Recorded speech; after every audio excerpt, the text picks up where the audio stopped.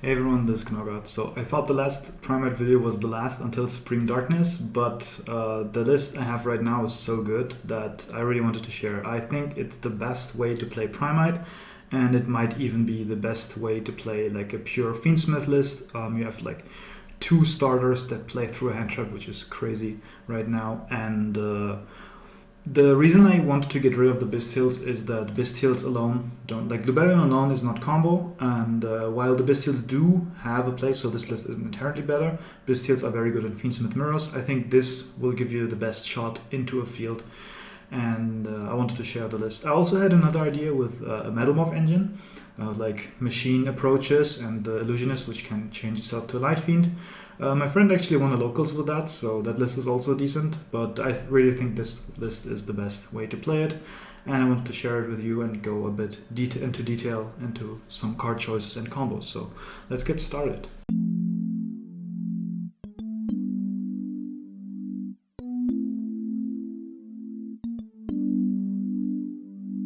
Okay, so here we are with the deck list, main deck and extra deck. Very, very clean list. You'll see in a second I divided it into categories, so we'll start with the starters. We have 3 Lacrima, best normal summon in the game. We have 2 Engraver, I only own 2. If you have more, then obviously you can play the third one, cut one of the other starters. We have 3 of the Tract and 2 Sanct. Now, for the third Engraver, you can cut a Sanct, although having combinations of both is also nice, because you can use both of them in a turn. And then for the worse Fiendsmith starters, we have Lurry and White Duston. These obviously still set up your Fiendsmith plays, but will be worse into Handtraps and take up your normal summon, but I'll just include it here. Then we have 3 Lode Lode. This is the other strong starter next to Lacrima. Both Lacrima and Lode cannot be stopped with just one hand trap. So against Lode, Imperm, you still set up a Caesar and Grave setup. Against Ash, you can still at least get the Paradise sent. So having both, this doesn't take your normal summon at all. And just very, very strong starters. Having both is I'll show you a combo if you draw both. It's really good. And then adding to that, we have 3 of the PRIMITE Roar. Now, this is basically an unexpected die. This loses a lot of value later in the game because the life point cost is 2,000. You don't really want to do that often. And also, like, it's only playable if you have an empty board. But for this deck list, just to have the starter amount high, and also for another card we run in the deck, we can just keep this in hand. It's very good. Also, for the grind game, if you have this in hand and you have an Engraver or a Tract, with the Tract you will add Lacrima and discard this because the Disruption Engrave is still there. So that's a way to get Lacrima, which doesn't die to a hand trap, as if, like instead of Lurry that you could have added, and yeah, you have a use out of this because now you have a disruption in the grave again. Alright, so that's the starters. And now we have the hand traps, being 3 Ash, 3 Veiler, 3 Ogre, which I think is really good right now. Then we have the 3 Nibiru, a bit worse, like not as good against Ryzel unless you pair it with another hand trap, but I think it's still a good hand trap, and obviously the Imperm. And now that we no longer run Bystials, we can afford to run Dominus Purge now. This obviously turns off some cards in your extra deck, but you will be able to play after that. The deck does not become non-functional. You just have to be careful of what to summon. That is the non-engine. One card is missing. It's the one-off Talents. Looks weird, but this is for siding patterns because I have Thrust, a big Thrust package in the side deck, and having the one-off Talents in the deck makes siding easier because you can just side in 3 Thrust and have this in. Plus, this is not a bad draw, like going second, going first, and if you get hand trapped, you just draw 2 and you will draw maybe like a Lode or something, or like an Engraver. or just if you already have that, you look at your opponent's hand. I don't have to talk about that much. It's good against Ryziel too, for the take effect. And then for the last 3 cards, we obviously run the Paradise for the Fiendsmith package. We have the Drill Beam now in the deck. This is a reason why we wanted to max out the Roar, because maxing out the Primite names means that this has usage. This is basically your jack of all trades, can get rid of anything you want. And if you already drew the Roar but you have a load, you can search this as an additional layer of disruption. Obviously we cannot use the reset effect right now because you don't have Barrel yet, and Imperial Dragon is, in my opinion, not good enough to be played, but this still is a very good utility. Actually won me my game against Stun. Took out their Runic Fountain, they were starved for resources and I could just beat them down.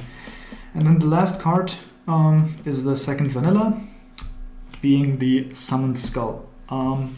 I'm still waiting for a holo version to arrive, so I have to use my speed duel version, but this is a level 6, which is nice. It's dark, and what's important is that it's a fiend, so you can make Caesar with this. Now, it doesn't have to be a dark fiend. The dark is relevant for Chaos Angel, this plus Lacrima, but another option here would be to run a Psi Frame Driver and then cut the talents for a Gamma, because you have to run a vanilla anyway, a second one. Level 6 is the one you want to use anyway, so you basically get a free Gamma into your deck and you get the option to actually side Delta into your side deck, which is a very strong card as well for going second. But for this list I decided to end on the Summoning Skull. It looks cooler also, but also like the Caesar Axe is pretty good. If you play against a lot of Ryziel, then there's a big argument to actually swap over, because Caesar is not as much made against them. But for now, I think against the field, this is very good. Alright, that's the main deck, clean 40. I think that's 3 cards that I can categorize, and then there's 19 non-engine and 18 starters, so very, very clean. Extra deck, we have 2 Requiem. Deck doesn't function if they rip one of those or it gets banished or whatever, so you want 2. 1 sequence. 1 sequence means that if they cast Tira, Unicorn, rip the sequence, you will no longer be able to fuse. So if you're scared of that, you can add another one, but I think I value the utility of the other cards more. We have the Agnum Day and 2 Desiree. The 2 Desiree because you want to be able to end on one and have the other one in the grave to send with Paradise, but also if your Desiree gets outed, you will have Sequence and Desiree in the grave. You want to shuffle back your Sequence with the Engraver, and then you have the Desiree in the grave still, and then you use Sequence effect, shuffle the Desiree for another Desiree, and you keep that cycle going. Obviously have Necrocrypt and Caesar. Necrocrypt not as good as in the Bestial version, but still you will get your draws off of it from time to time. And then the Caesar just as an endboard piece, and Moon of the Closed Heaven to get into your Fiendsmith engine. Now this is not as important anymore in this deck for your combo, so it's not like 100% include, but I feel it still comes up in grind games where you have like one random monster on the field, have a hand trap, and all of a sudden the hand trap and make this. Then we have, for the other Xyz, we have the Lars. Your secondary rank 6 if you are against Ryziel. This is Caesar doesn't do much against Ryziel, so you want another rank 6. And this cannot be targeted while it has material, so they cannot imperm it on their turn, which if you have only imperm against Lacrima, you will hold it for the Caesar, because otherwise it doesn't do anything. But if you go into Lars, the imperm still doesn't do anything, right? They can't imperm the Lars on their turn. And also this is immune against Mirror Logic Aggregator. So that's your endboard piece for Ryziel, for example. But also if you open the Lacrima and Lode combo, you will make both Caesar and Lars, which is really, really good. Plus follow-up, plus grave setup, everything. And then the other rank 6, I never made this, but In theory, this is a rank 6 you can make when you are Dominus Pulse locked, a Dominus Purge lock. Now, this becomes much weaker if you don't have Zeus in the extra deck, because usually what you want to do is summon this, add back something, and then go attack, go into Zeus. But this can still add a hand trap, and you'll do something with your bodies if you have enough bodies to make this plus the Desiree again. But feel free to change this for anything you want, but I would recommend having something that works under Purge. Then we have IP, SP. Not much to say about these. IP, again, is not mandatory, especially in comparison to the Bestial version. But for now, I thought it was nice to have in the deck. And then we have my 2 MVPs of the format. Chaos Angel Typhon, super good against Raziel. Now, obviously against you cannot recycle them anymore like you could in the Bestial version, but they are still strong utility tools.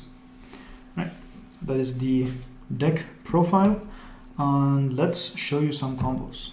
All right, so I gushed a lot about the Lode, so I wanted to demonstrate what the card does on its own and against Handtraps. So let's turn these around for now just to show the full potential of the card itself. So if you have just this and Handtraps, you'll activate it, search yourself the PRIMITE Roar, and activate the Roar calling White Duston. So you summon the White Duston, and then you will link it off into the Requiem, and Requiem's effect to summon the Lacrima. Lacrima will then send the Engraver, and then you can equip the Requiem to fusion summon into Necroquip, and then use the Engraver, shuffle back the Duston, summon it back. Now, this would be the point for them to nib you, because after this you can make Caesar, which we'll do here. So let's put the Caesar here. And there's also another spot where they can nib, but it is a risk for them to keep the nib for after Caesar, because you're not forced to do it, because you already have a Caesar, you have the grave setup here. But if you want the full setup here, you will activate the PRIMITE Lode effect to summon the Summon Skull, because now you will have the effect of the Roar live. Now, if your opponent normal summons a monster, you can banish the Roar, target one of your normal monsters, being the Summon Skull, can be on the field or in the grave, and then you non-targeting banish a monster on the field with less attack than that. Now, it doesn't have to be the monster they normal summon, so for example, if they play Malice, you can banish the normal summon, it takes out one of the once per turn effects, but that's not the best target, of course. But what you can do is if they run like a Kashira variant, they have to special summon the Fenrir, for example, first. So if they go Fenrir first and then normal summon Malice, you can banish the Roar to banish the Fenrir. Now, we also have the setup in the grave with Lacrima and Requiem to go into Fiendsmith in Paradise. And if you haven't used your normal summon yet, so if you have like any hand trap that you don't want to use, like a duplicate, you can normal summon it and link the skull away for IP if you want to. Roar still works with Summon Skull in the grave. So that's just off one load, but let's say our opponent hand trips us.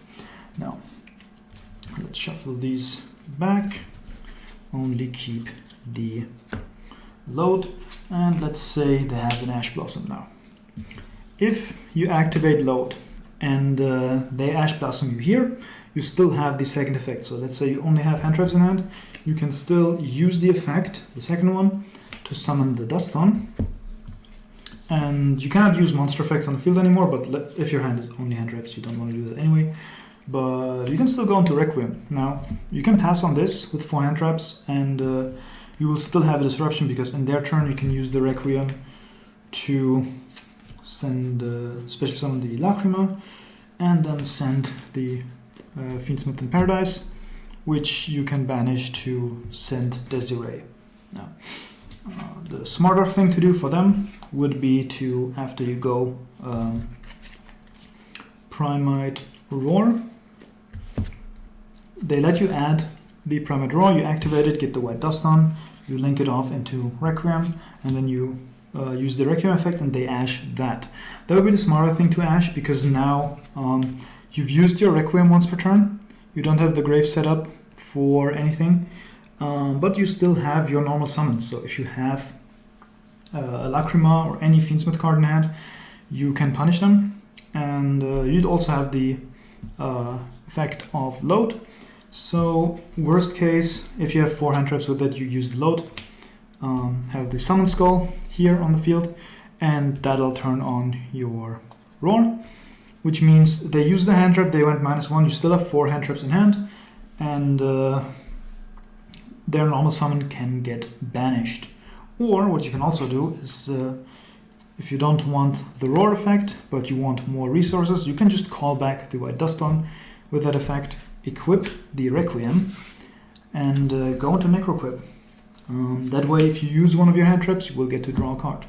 Or you'll just leave the dust on the field, because this cannot be destroyed by battle, because we called it with PRIMITE roar. Pretty funny. So that's Ash Blossom here.